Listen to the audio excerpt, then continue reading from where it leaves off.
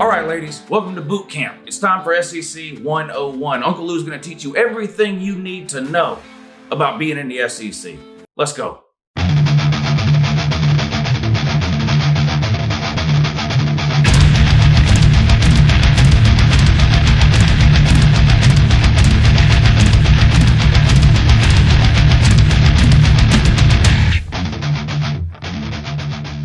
Okay, nitwits, in today's lesson, I got 5 things I want to go over with you. There's a lot more, but we have to start slow. After all, we are dealing with Texas and Oklahoma fans here. Number 1, trash talking. Trash talking and college football in the SEC are not two separate things. They go hand in hand. You cannot have one without the other. This is something you're going to have to get used to very, very quick. If you don't have thick skin, I suggest you develop some pretty quick or get off the internet. Trash talking is a way of life in the SEC. We take football way too seriously down here. It's more important than religion, more important than family. And if you don't believe me, there are people who have left both religions and family over college football disputes. See basically any Auburn or Alabama fan as Exhibit A. Trash talking is just what we do here. You cannot take it personally. People are going to talk about your team. People are going to talk about your players. No, we don't care that they're 18 or 19. Quit calling them kids. These are adults. They can go to war and they can vote and they can play college football. The 3 requirements to be an adult. We're going to talk about them. We're going to talk about your coaches. We're going to talk about your fans. We're going to talk about your cheerleaders.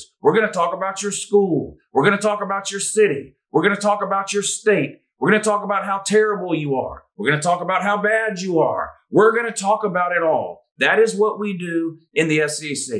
It doesn't matter if you're ranked number 1 or number 131. You're going to get talked trash to here in the SEC. Alabama, as everybody knows, has dominated not just the SEC, but most of college football over the last 10 years. That has not stopped us from trash talking the Gump.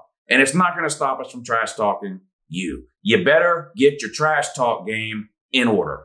Number 2, or for you Texas fans, numero dos. Taco Tuesdays are going to be so much fun. Number 2, in the SEC, there is no off season. There is no off season. There's just the part of the season where we don't play games. We aren't casual fans here. We aren't fans from September through December or September through January or August through January. We're year-round fans in the SEC. We root for our teams in January, February, March, April, May, June, July, August, September, October, November, and yes, December. It's a year-round thing in the SEC.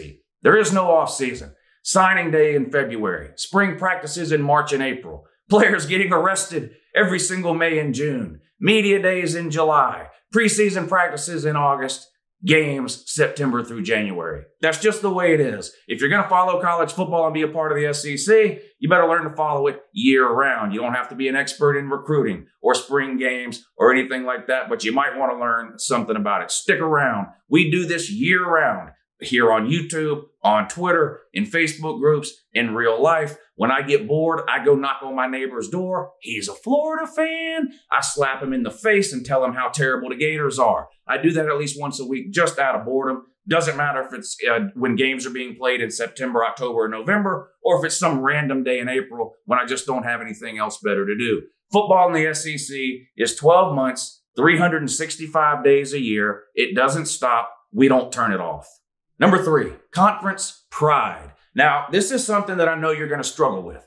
Every time a new team comes into the SEC, this is something they struggle with. Why? Well, for your entire existence, you've been mocking the SEC for having conference pride. You don't understand the SEC chant. You don't understand why a Georgia fan would want Florida to win a bowl game. You don't understand why a Auburn fan or an LSU fan would want Alabama to beat Miami week 1 of this year. We get it. You don't understand it. And when you're announced that you're coming into the SEC, you're all over the internet now saying, we're not doing the conference pride thing. We're not going to chant SEC. We don't care about the conference. You will. You will change your mind. It's just a fact. It happens. There's nothing you can do about it to stop it. Now, I don't knock you or blame you for not having conference pride or understanding what we have here in the SEC and conference pride. You come from the Big 12.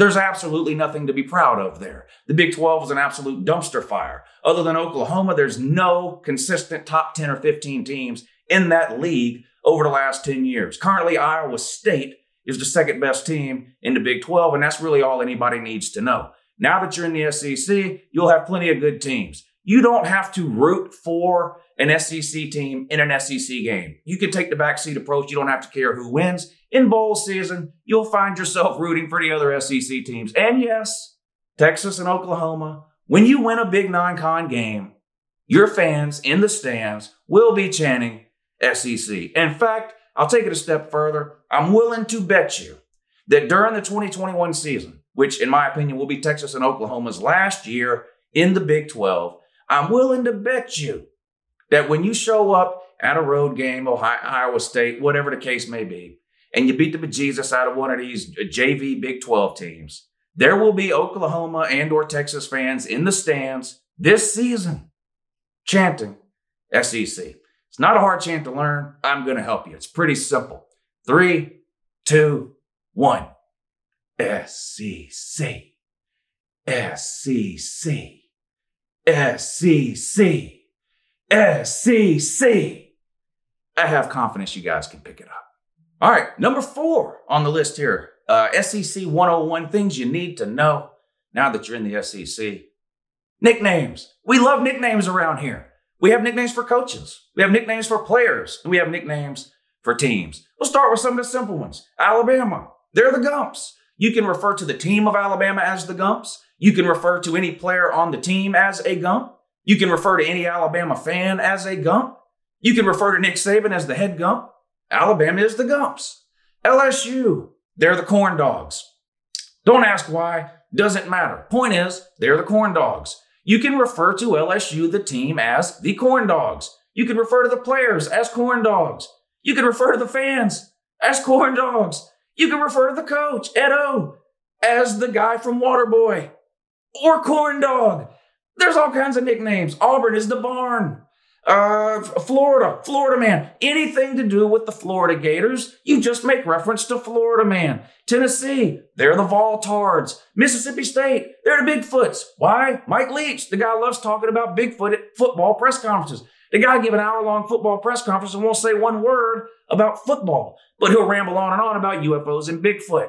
Mississippi State, they're the Cowbells or the Bigfoot. Ole Miss, well, no one cares that much about Ole Miss. Texas A&M, you guys should be able to handle that one on your own. Arkansas, they're bacon. They're the pigs. They're the swine. Anything pig-related would be acceptable for the Arkansas Razorbacks. South Carolina, several nicknames. Shamecocks, Lamecocks, USC Junior, which really burns them up, by the way.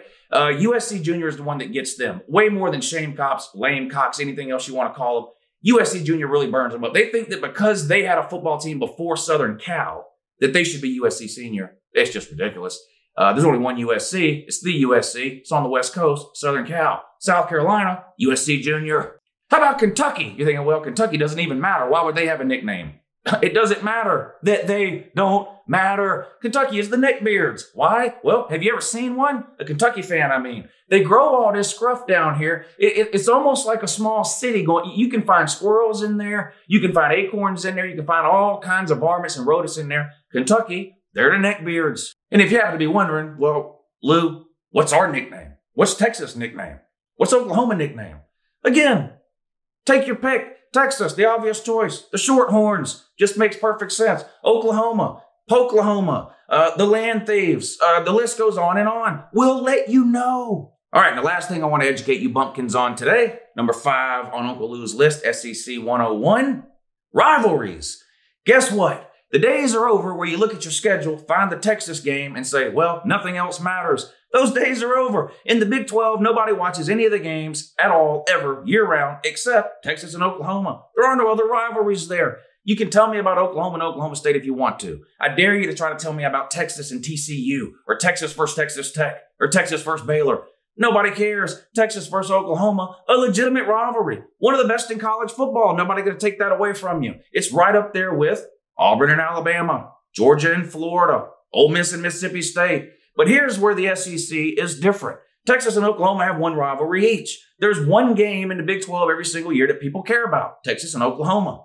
That's not the case in the SEC. In a matter of years, you will have 4, 5, 6 rivalry games within the SEC. Think about the environment every year at Texas versus Oklahoma. I'm sure it's the most electric atmosphere Texas and Oklahoma play in all year round. Regardless of what those two teams' records are, every time those two teams get together, the fans are ridiculous. It's a 50-50 split in the stadium. It's one of the best games in college football every single year. It's a must-watch. In the SEC, you're going to have 4 or 5 of those a year. That's right. Take Georgia, for example. Now, who's Georgia's rival? Florida? Auburn? Georgia Tech? Tennessee? Alabama? Who is it? It's all of them. That's the point. Look at Alabama. Okay, I'll give you. The Alabama-Auburn game, probably at the top of the heap there. But what about Alabama and LSU? That's a pretty good rivalry, too. What about Florida? Okay, you say, well, Florida and Georgia. Okay, what about Florida and LSU? There's so many rivalries within the SEC, and you will develop 3 or 4 of your own. This is great news for you. As a fan, you pretty much got to sleep for the entire regular season, except for the Texas OU game. You didn't have to pay attention to anything else because no one else was paying attention to anything else. Not the case in the SEC. Not only that, your game won't be coming on at noon. That's right. This year's Texas-Oklahoma game will be the very last time we ever have to suffer through watching that game during breakfast at noon. From now on, that game will be on at 3:30 or 7:30 at night. Congratulations. That will only increase the magnitude of the rivalry. Why? More people will watch it. Just check the ratings. However many people are watching noon games, there's that many people plus more watching 3:30 games. However many people are watching 3:30 games, there's that many people plus more watching the night games. So no more will there be 3, 4, 5 people watching the Texas-Oklahoma game. You'll be on when it matters in the afternoon and at night. And you'll have 5 or 6 of those games a year. Rivalries. All right, there you go. Boot camp. SEC 101. I had to start with some pretty basic things considering the intellectual level of the people that this video is intended for, the Texas fan and the Oklahoma fan. I tried to dumb things down as much as I possibly could. I hope some of you at least were able to understand it. Anyway, Texas and Oklahoma fans, welcome to the SEC. We're happy to have you. This was a little bit of fun I'm having with you guys here. I hope you get that. This is what we do around here on this channel in particular, and just in the SEC in general. We love to have some good-natured fun. We love to poke and rib opposing teams and fan bases. And I really think Texas and Oklahoma will fit right in. I've said this a couple of times over the last few weeks. If we were going to add a couple of teams to the SEC, and I was trying to pick out a couple of teams who had fan bases at or near the passion level of SEC fan bases, I don't know if I could have picked 2 better teams than Texas and Oklahoma. So to all the Texas fans and the Oklahoma fans, in all seriousness, welcome to the SEC. We can't wait to have you. I'm thinking probably next year you guys will be playing an SEC schedule, and it's going to be a lot of fun. Buckle up. It's going to be a wild ride, but you're going to enjoy it. I appreciate you watching, and have a good morning.